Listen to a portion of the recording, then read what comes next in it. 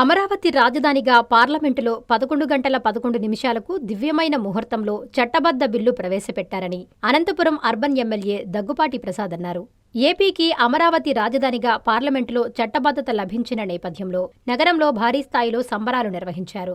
MLA Daggubati ఆధ్వర్యంలో tower clock వద్ద ఈ సంబరాలు జరిగాయి. బాణాసంచా కాలుస్తూ తమ ఆనందాన్ని వ్యక్తం చేశారు. కేక్ కట్ చేసి నగరవాసులకు అందజేస్తూ సంతోషాన్ని పంచుకున్నారు. ఈ సందర్భంగా ఎమ్మెల్యే దగ్గుపాటి మాట్లాడుతూ ఆ రోజు రాష్ట్రాన్ని కాంగ్రెస్ పార్టీ అడ్డగోలుగా విభజిస్తే ముఖ్యమంత్రి చంద్రబాబు రాజధానిని లేని రాష్ట్రాన్ని ఒక రూపుకు తెచ్చారన్నారు. ఈ రోజు రాష్ట్ర చరిత్రలో ఒక ప్రత్యేకమైన రోజుగా నిలిచిపోతుందన్నారు. భవిష్యత్తులో ఏ పార్టీ అధికారంలోకి వచ్చినా ఏపీకి రాజధాని మాత్రం అమరావతిగా మాత్రమే ఉంటుందని ఎమ్మెల్యే దగ్గుపాటి స్పష్టం చేశారు. ఈ కార్యక్రమంలో కూటమి శ్రేణులు పాల్గొన్నారు.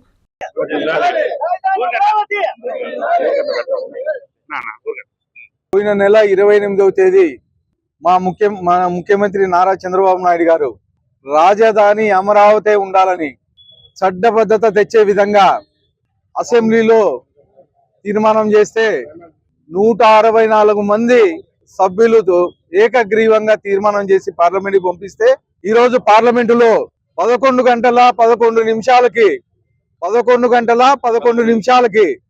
పార్లమెంటులో బిల్లు ప్రవేశపెట్టడం జరిగింది. దానిలో భాగంగా 11 పార్టీలు మద్దతు ఇస్తూ ఈరోజు పార్లమెంటులో చట్టబద్ధత అమరావతి ఆంధ్రప్రదేశ్ రాజధాని అని చెప్పేసి చట్టబద్ధత చేయడం జరిగింది. ముఖ్యమంత్రి జగన్మోహన్ రెడ్డి అమరావతిని 3 ముక్కలాట ఆడుకుంటూ, అంటే ఆంధ్రప్రదేశ్ కి 3 రాజధానులని, ఒకటేమో విశాఖపట్నం అంటాడు, ఇంకొకటేమో కర్నూలు అంటాడు, ఇంకొకటేమో అమరావతి అంటాడు. 3 ముక్కల రాజధాని చేసి కనీసం ఎక్కడే గానీ ఒక ఫౌండేషన్ గానీ ఒక బిల్డింగ్ కట్టిన దాఖలాలు లేవు. 2014-19లో ఆంధ్రప్రదేశ్ ని విడదీస్తే ఉమ్మడి ఆంధ్రప్రదేశ్ నుంచి ఆంధ్రప్రదేశ్ ని కట్టుబట్టలతో బయటికి పంపిస్తే అప్పటి మన ముఖ్యమంత్రి నారా చంద్రబాబు నాయుడు గారు కేవలం ఇండ్లు లేకపోయినా బస్సులోనే ఉంటూ అమరావతి రాజధాని అని చెప్పేసి దేవతల రాజధాని అమరావతిని మన ఆంధ్రప్రదేశ్ రాజధానిగా ఎన్నుకోవడం జరిగింది. ఎన్నుకోవడమే కాకుండా రాజధాని కట్టించే వైపుగా ఆ రోజు కృషి చేశారు. అంటే టెంపరీ స్ట్రక్చర్స్ అయితే, హైకోర్టు భవనం అయితే, సెక్రటేరియట్ అయితే, అసెంబ్లీ అయితే, ఇవన్నీ ఆ రోజు టెంపరీగా కట్టించేసి కట్టుబట్టలతో మనం పంపించినా గానీ ఆ రోజు ఇవన్నీ గవర్నమెంట్ కావాల్సిన అవసరాలన్నీ చేసిన ఘనత అప్పటి ముఖ్యమంత్రి మన నారా చంద్రబాబు నాయుడు గారిది.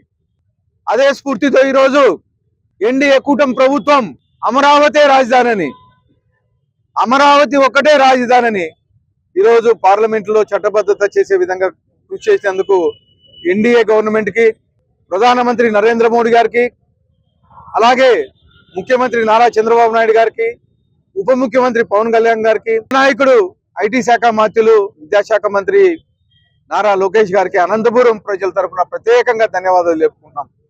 దేనికంటే చట్టబద్ధత చేస్తే ఎవరు ఫ్యూచర్ లో ఏ పార్టీ అధికారంలోకి వచ్చినా, అంటే వచ్చేది ఎన్డీఏ ప్రభుత్వమే. ఇంకొక 25 years ఎన్డీఏ ప్రభుత్వాన్ని ఎవరు కదిలించలేరు. కానీ కొంతమంది మేము వస్తామని చెప్పేసి కలలు కంటున్నారు. ఆ కలలు కనే వాళ్ళకి కానీ పొరపాటున వస్తే అమరావతి రాజధానిని చట్టబద్ధత చేసే విధంగా, అంటే ఎవరు ఒక ఇటుక గాని కదిలించలేకోకుండా ఇందులో వేల కోట్ల రూపాయలు ఖర్చు పెట్టి ఆ రోజు అమరావతి రాజధానిని డెవలప్ చేసే విధంగా ముందుకెళ్తే ఈరోజు చట్టబద్ధత చేయడమే కాకోకుండా అనేకమైనటువంటి డెవలప్మెంట్ కార్యక్రమాలు ఈరోజు అమరావతిలో జరుగుతూ ఉన్నాయి. స్వాగతం సుస్వాగతం.